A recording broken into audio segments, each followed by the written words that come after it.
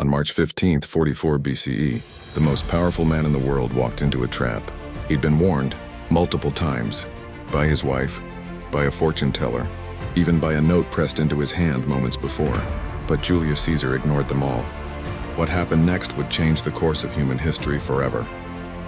The morning started with blood. Caesar's wife Calpurnia woke up screaming. She'd had a nightmare.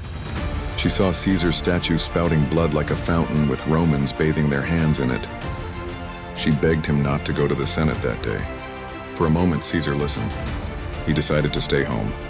But then Marcus Brutus arrived. The man Caesar trusted like a son. Brutus convinced him the Senate was waiting. Important business Caesar had to attend. It was his duty. Against his wife's pleas, Caesar left for the theater of Pompey where the Senate was meeting.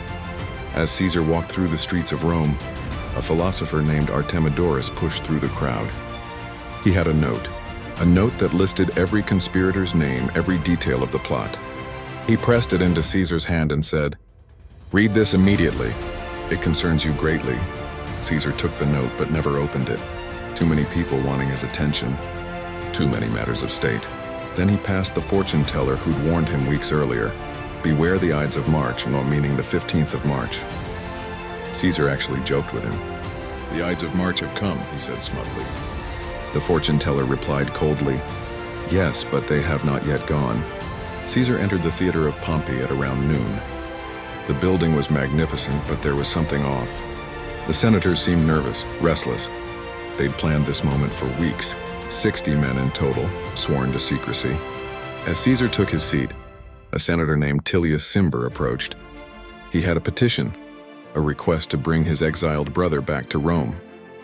Caesar began to refuse. It was a distraction, the signal.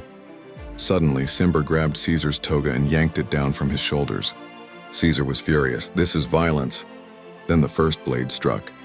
Casca stabbed him in the neck from behind, blood sprayed. Caesar spun around, grabbed Casca's arm and stabbed him with his stylus, his writing instrument, the only weapon he had. But then the others closed in, a circle of senators, all with daggers. They stabbed him again and again. Caesar tried to fight back, tried to escape, but there were too many. 23 stab wounds, blood pooled on the marble floor. Through the chaos, Caesar saw him. Marcus Brutus, his trusted friend. His possible illegitimate son. Brutus raised his dagger, and Caesar stopped fighting. Ancient sources debate his exact words. Some say he said nothing. Others claim he spoke in Greek. Kisi teknon, kaisu teknon. You too, child? The phrase we know as et tu, Brute, comes from Shakespeare, but the betrayal was real. Caesar pulled his toga over his head, the Roman way of accepting death with dignity. He collapsed at the base of Pompey's statue, the man who'd once been his rival. The irony was complete.